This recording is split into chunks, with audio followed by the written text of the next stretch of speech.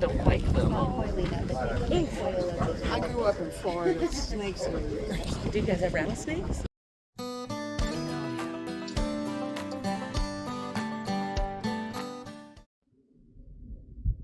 I'm here at Carrizo Plain National Monument. There's Rocinante. And we drove up a dirt road off of Soda Lake Road. We're really literally in the middle of nowhere here. I'm gonna go over this little ridge here because there's some ruins I'm kind of interested in looking at. I just flew my drone for the very first time. Didn't crash it. Heh.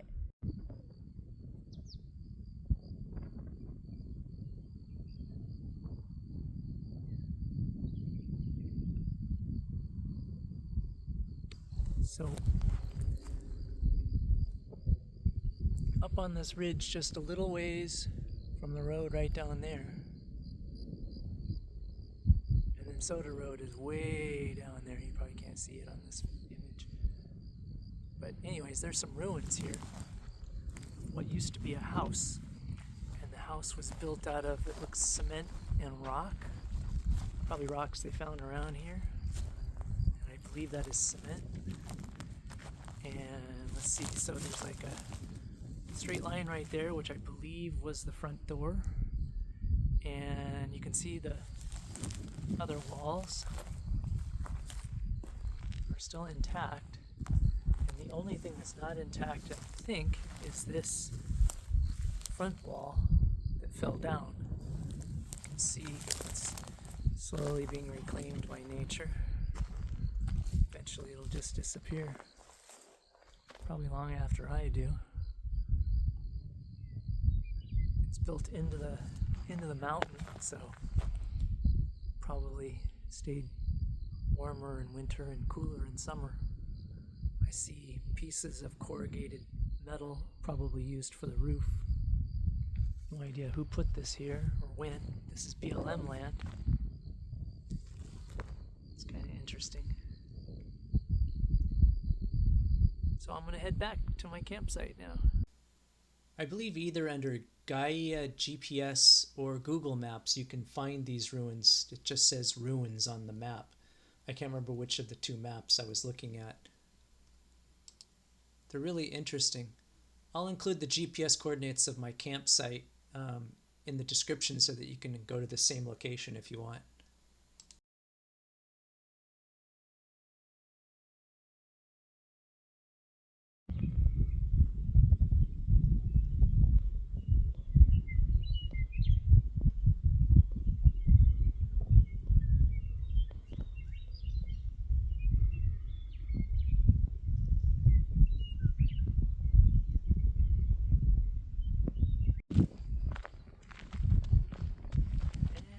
Rocinante again. Still not sure if that's a good name for her. If it's good enough for Steinbeck, it's definitely good enough for me. I was gonna call it Bessie originally. I don't know. It's got the sticker on the back now, it says Rocinante, so maybe I'm stuck with it. This is an amazing little campsite right here. Just out in the BLM land. You can see that the grass has been cut in a circle around the area, which kind of makes me think it's been maintained, because I don't think this is all just trampling. It's there's too much grass knocked down. There's a fire ring in the middle. Very well kept, I think. A little bit of trash. I'm going to clean it up before I go.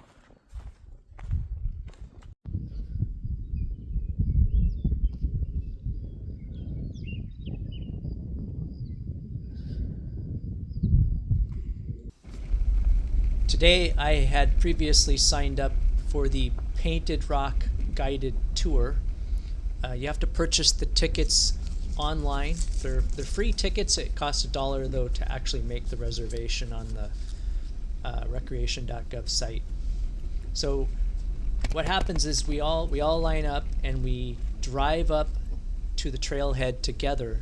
there's actually a locked gate, so you can't do this on your own anymore. You have to go on a guided tour to go up to Painted Rock. And we're basically in a caravan of vehicles that are going to go up this dirt road and park in front of the trailhead. Some interesting old farm equipment off on the right. The Carrizo Plain National Monument, one of California's last great grasslands, nestled between the Temblor and Caliente mountain ranges, often called the Serengeti of California. This remote and peaceful stretch of land offers a rare glimpse into what the Central Valley might have looked like long ago. I'm now in a caravan on my way to a guided tour of Painted Rock, a massive sandstone formation decorated with ancient pictographs offering insight into the lives of the Chumash and other indigenous peoples. I also visited the Goodwin Education Center, where I learned more about the monument's geology, wildlife, and cultural past. And at Travers Ranch, I wandered among vintage farm equipment that tells the story of early ranch life on the plain.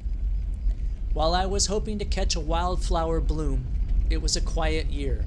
A park ranger explained that Carrizo's iconic superblooms typically follow winters with over 10 inches of rain, but this year the area only received about 3 inches.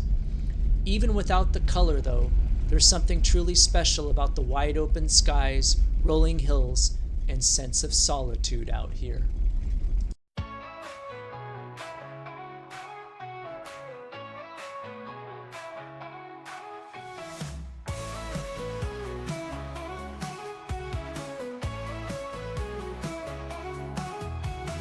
Lonely highway long and wide. Feel the wind, I got no guide. Mountains call my name so loud. Dusty path, my only crowd. Pack my bag, adventure starts. Found new places, stole my heart. Sunset glowing, endless skies. Every turn a new surprise. We are nomads, feel the vibe. Living life with nomadic pride. On the road and side by side. Together we will always ride. We are nomads.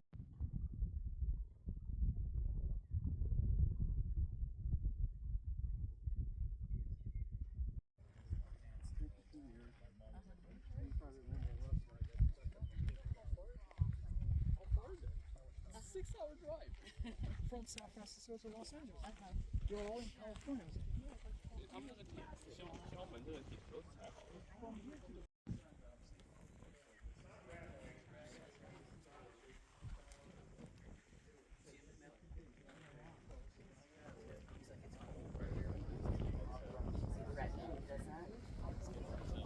I don't like them. I grew up in Florida. Snakes everywhere. Do you guys have rattlesnakes?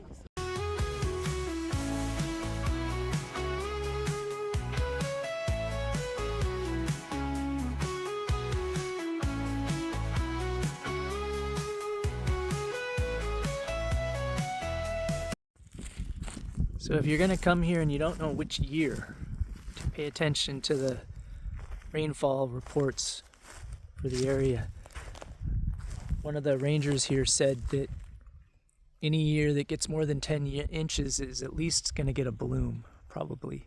Not necessarily a super bloom, but a bloom. Of course, the only time I've been here, 3 inches of rain. Look at that. Super on bloom. Just brown hills.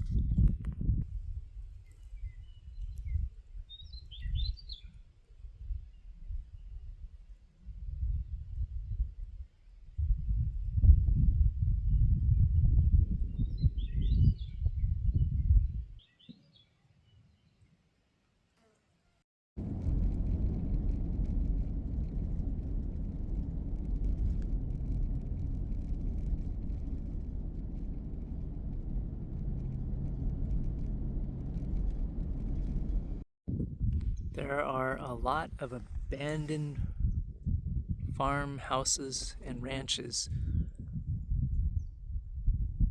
in Carrizo Plain National Monument. It's amazing they actually used to do farming here. Apparently they grew wheat in the big valley. This year, there's only been 3 inches of rain in the whole Carrizo Plain. So a couple of years ago there was a super bloom, which is typically happens when you get the right weather conditions plus 13 plus inches of rain. This year they got 3.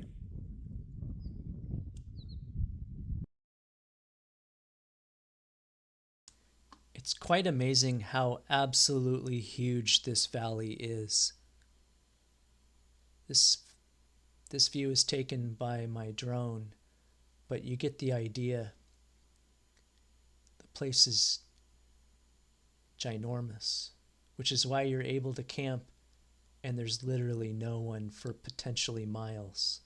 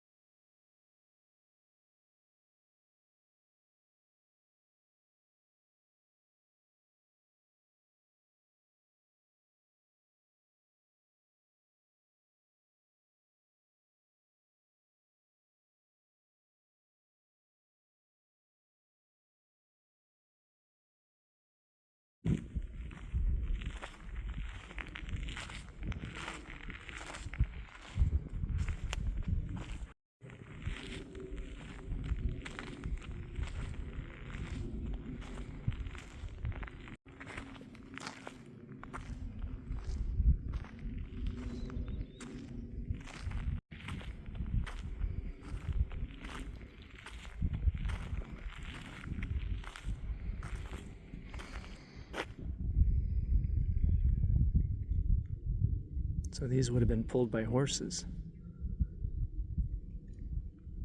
Maybe oxen.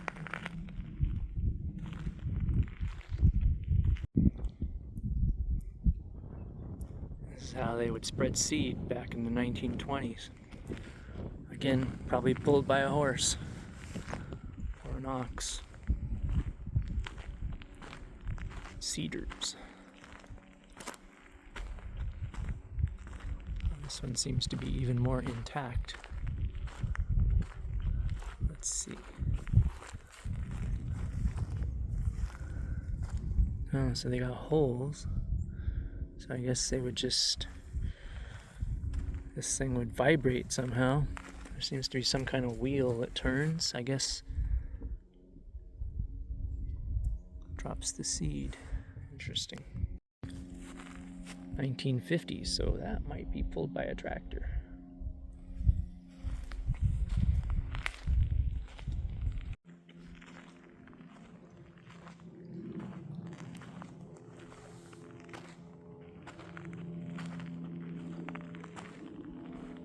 Hay bale loader. That's interesting. You put it on there and a little conveyor belt with spikes pulls it up and guess puts it wherever you want, on top of something. The tool, look at the tool marks on this cedar from the 1920s. You can see where it was hit with the hammer to shape that tongue and to weld it together, I guess. Still going strong. Hasn't fallen apart in 100 years.